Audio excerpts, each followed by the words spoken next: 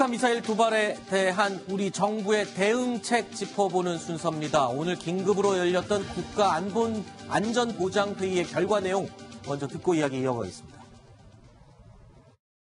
청와대는 오늘 오전 7시 정의용 안보실장 주재로 긴급 NSC 상임위를 열고 북한의 탄도미사일 도발에 대한 대응 방안을 논의했습니다. 문재인 대통령은 이날 오전 북한의 미사일 발사 직후 정의용 안보실장으로부터 이 내용을 보고받고 강력한 대북 응징 능력을 과시하라고 지시했습니다. 이에 따라 오늘 오전 9시 20분쯤 우리 공군 전투기 F-15K 4대가 MK-84 폭탄 8발을 태백 필승 사격장에 투하하는 훈련을 실시했습니다.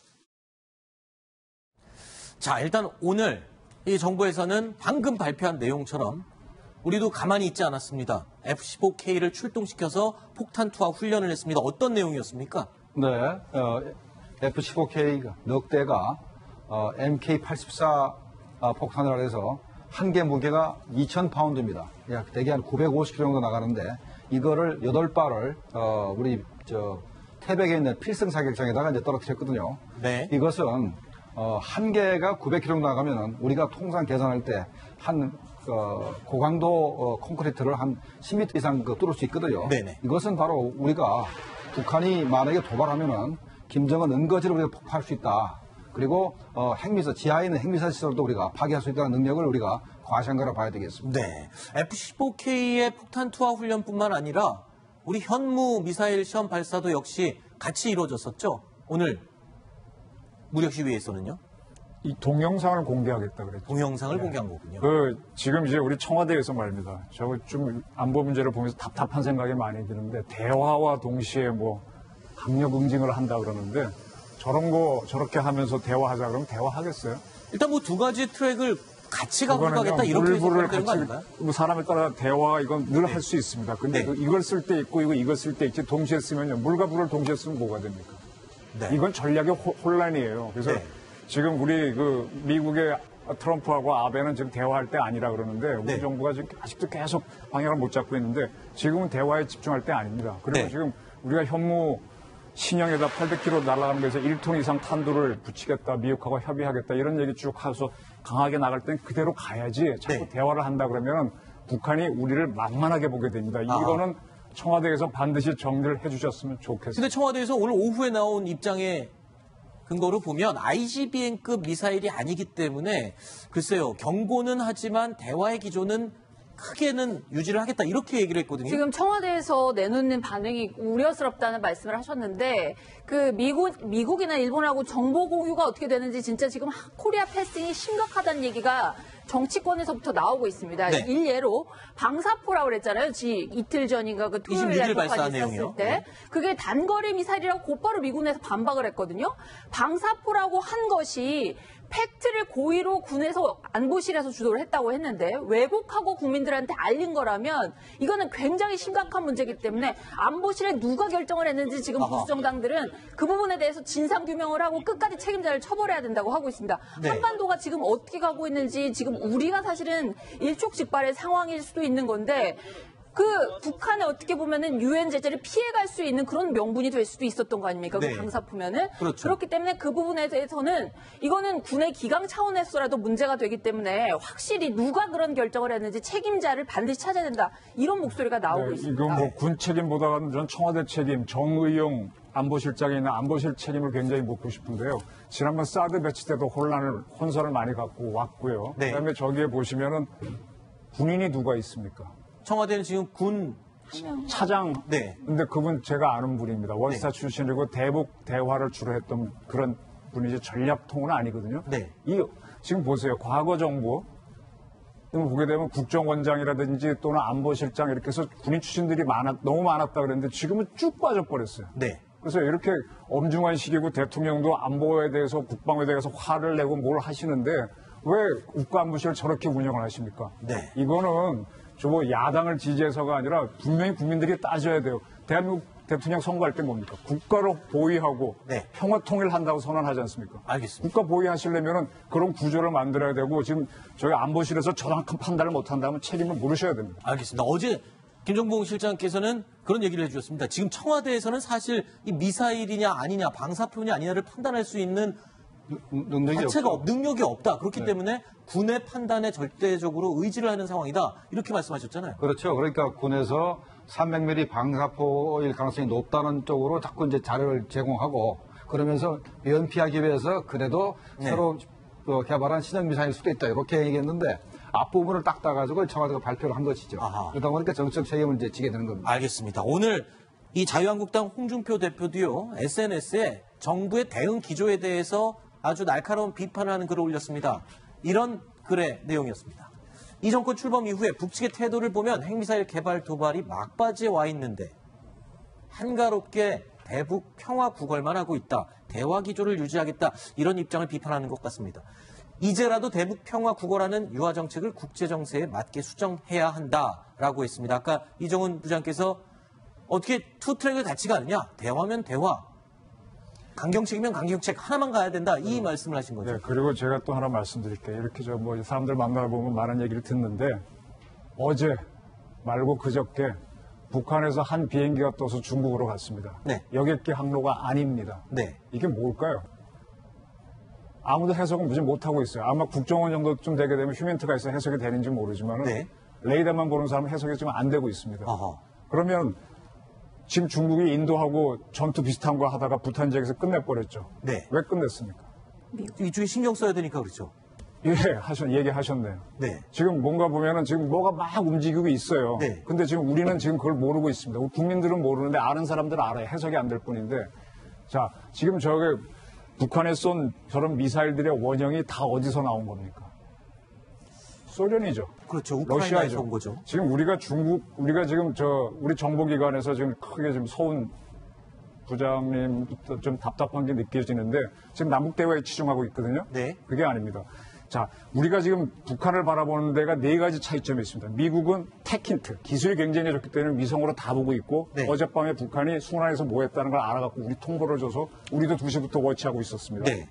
그다음에 중국은 북한을 어떻게 하는가 하면은 단동이라든지 훈춘에서 북한에 필요한 생필품이 다 들어가죠. 네. 그러니까 북한의 식물 경제가 어떻게 돌아가는지 중국의 국가안전부에는 다 알고 있습니다. 네. 먹고 사는 형편을 알아요. 러시아는 북한하고 별로 거래가 없죠. 네. 그런데 북한의 무기의 99%가 러시아 기술이 다 잼입니다. 그쪽에서 왔죠. 그래서 러시아는 북한 군부의 속사정을 가장 잘 알아요. 아하. 핵도 어떻게 보면 원형이 거기입니다. 그렇죠. 그럼 대한민국의 정보기관은 뭘 제일 잘합니까? 뭘 제일 잘합니까? 대화? 해봐요. 대화는 잘했나요? 대한민국 국정원의 가장 장점은 뭔가 하면 휴민트였습니다. 네. 제가 몇 가지 사례를 말씀드릴게요. 과거에 우리나라에서 우리나라에 와 있던 중국 대사 한 분이 중국에 가서 한번 처벌받은 적이 있어요. 왜 받았는 줄 아세요? 그 다음에 그 김정일하고 후진타오가 회담할 때 네네. 그 동시통역했던 중국 장교가 네. 한번 좌천된 적이 있어요. 왜 그런 줄 아세요? 우리가 손을 댄 겁니다. 아하. 그만큼 우리가 휴민트가 센데 그 휴민트 기능을 포기하고 어떻게 남북 대화로 가게 되면 힘들어집니다. 그리고 우리 대한민국 정보부가 할 건, 국정원이 할 거는 각각 4개국 정보부가 갖고 있는 그 기능을 통합해서 네. 남북 통일로 가는 방향을 만들어야 되는데 알겠습니다. 그걸 놓치게 되면은 우리는 기회를 놓칩니다. 알겠습니다. 얘기가 지금 깊이 들어가서 미사일 얘기로 다시 한번 돌아가 보겠습니다. 오늘 발사했던 미사일, 조금 전에 그 청와대의 이 대응 방향, 그리고 대응 속도에 대해서도 비판의 목소리가 나오고 있습니다. 일본보다 미사일 발사를 8분 정도 늦게 인지를 했다. 그리고 또 국가안전보장회의 NSC 소집을 했는데 대통령이 직접 하지를 않고 상임위 소집을 했어요. 그러니까 단계가 좀 낮은 단계 아닙니까? 이재명 처장. 예. 이걸 어떻게 봐야 될까요? 지금 상황을 그만큼 심각하지 않게 보았다. 청와대가. 이렇게 볼 수 있는 부분 아닌가요? 뭐 그런 면이 있을 것 같습니다. 일단 일본하고 너무 대응이 달랐기 때문에 사실은 네. 많이 비교가 되고 있는데 일본만 일본은 하더라도 아베 총리가 직접 했죠. 바로 6시 23분에 바로 첫 메시지를 넣었습니다. 바로 언론을 상대로요. 그래서 국민 생명을 확실하게 지키기 위해 만전을 기하고 있다 이렇게 발표하면서 일본 정부가 굉장히 빠르게 돌아가고 있구나 이런 것을 아베 총리가 직접 보여줬습니다. 반면에 말씀하신 것처럼 지금 문재인 대통령은 안전보장 이사회에서 직접 참석하지 않았습니다. 근데 그 점에 있어서 그러니까 우리 정부가 위기를 더 위기로 극대화시키지 않겠다. 지금 계속 나왔던 얘기 중에 이제 나왔던 대화 내용인데요. 결국 이제 지금 문재인 정부는 아직까지도 북한과 대화를 해야 된다 이런 기조를 유지하기 때문에 위기를 더욱 증폭시키지 않겠다 이런 이제 측면 국면이 하나 있는 것 같고요. 또 하나는 이미 청와대에서는 사실은 북한 자체가 북핵 문제는 북한과 우리 그러니까 미국이 대화할 문제지 한국과는 상관없다 이렇게 선을 걸었는데 실질적으로 그 문제에 있어서 한국 정부도 이게 우리의 문제라고 얘기를 하면서도 사실 마땅한 해결책이 없는 거죠. 네. 지난번에 레드라인을 이제 문재인 대통령이 얘기했을 때 오히려 굉장히 큰 곤혹스러운 점을 당했었고 그래서 마땅한 지금 대안이 없는 상태에서 어떤 메시지를 내놓아야 되느냐 이런 고민도 반영된 게 아닌가 그렇게 풀이해야 됩니다. 자, 그러면 또 한 가지. 조금 전에 잠깐 언급했지만 일본보다 왜 자꾸 이렇게 늦느냐 이 얘기를 했습니다. 일본보다 7분 늦게 보도는 7분 늦게 됐지만 인지는 8분이나 늦게 인지를 했거든요. 자, 이 자꾸 늦어지는 일본보다 늦는 이유가 뭡니까? 어떤 정보력의 어떤 시스템의 차이가 있는 겁니까? 제가 볼 때는 그거 같지는 않고요. 네. 어저께 오늘 새벽 2시부터 네. 새벽 2시부터 북한 내부에 동향이 좀 수상하다. 네. 그래서 벌써 그 긴장 상태에 있었습니다. 대기 상태에 있다가 5시 57분에 미사일을 쏘면서 바로 알았죠. 한 10초 정도 이내에 벌써 우리가 레이더에 걸리기 때문에 네. 그때 알았습니다. 알기는 5시 57분에 알았는데 근데 그게 아마도 우리는 그 군의 보고 라인을 다 거치고 청와대 거쳐서 안보실장이 대통령한테 보고를 하고 그때에서 언론에 공개해 이런 게 우리 또 관행이 있습니다. 네. 그러니까 대통령한테 보고한 다음에 언론에 공개하다 보니까 늦었는데 네. 저도 오늘 아침에 우리 이제 뉴스를 보다가 NHK를 인용해서 우리 국내 언론이 보도하기 시작해서 먼저 알았고 네. 합참에서는 한참 있다가 얘기를 하더라고요. 네. 그거 보면 좀 어떻게 보면 딱 섭섭하기도 하고 아하. 앞으로는 시스템을 바꿔가지고 네. 군에서 알면은 대통령한테 보고가 되든가 안 돼 상관없이 일단은 이 언론사에 알려가지고 국민들이 알 필요가 있다는 생각이 됩니다. 심지어 일본에서는 일반 국민들이 언론을 통해서 이 북한의 미사일 발사 사실을 알게 되는 그 시스템이 무척 빨랐습니다. 도대체 뭔지 살펴봤더니요. 일본은 J-Alert이라는 전국 순간 경보 시스템을 운영하고 있었습니다.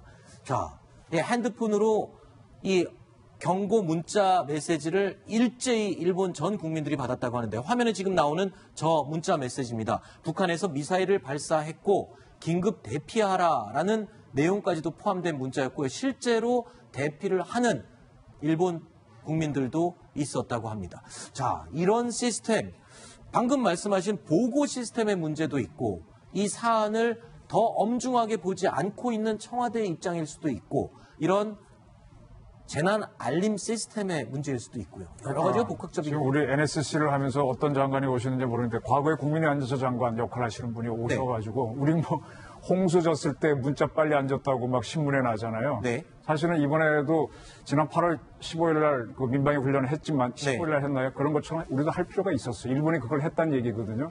지금 북한이 뭘 할 때 우리는 전혀 안 하고 형식적으로만 하는데 울려야죠. 그래서 NSC에 경찰 관계자도 들어가야 되고요. 소방방재청 들어가서 그래서 저는 그 행정안전부 들어가서 같이 이게 시스템이 같이 가야 됩니다. 네. 근데 그게 안 된다. 지금 저는 NSC 회의에서 대통령이 뒤늦게 참가하셨던데 뭘 논의하는지, 네. 보고 체제만 논의하는지, 네. 국민 그렇게 하면 의미가 없어요. 보고했다 안 했고 맨날 싸워갖고 뭐 어쩔 겁니까? 알겠습니다. 시스템을 바꿔야죠. 저는 문득 이런 생각이 드네요. 무척이나 더웠던 올 여름 초 폭염주의보 경보 문자 메시지가 심심치 않게 울렸습니다. 그런데 오늘 새벽 북한이 탄도미사일, 그것도 위력적인 다탄도일 수도 있는 그 미사일을 발사했지만 언론에서 보도되기 전까지 어느 국민들도 북한의 미사일 사실을 알 수 없었습니다. 그러나 일본 국민들은 J-Alert을 통해서 문자 메시지를 모두 받고 심지어 대피까지 했습니다. 이 차이점을 어떻게 설명을 해야 될까요? 자, 여기까지 이야기를 나누도록 하고요. 자, 김정봉 부장 김정봉 실장님 그리고 이정훈 부장 두 분 이야기는 오늘 한 가지 더 얘기를 해야 됩니다. 죄송합니다. 자, 다음 순위로 이어가겠습니다.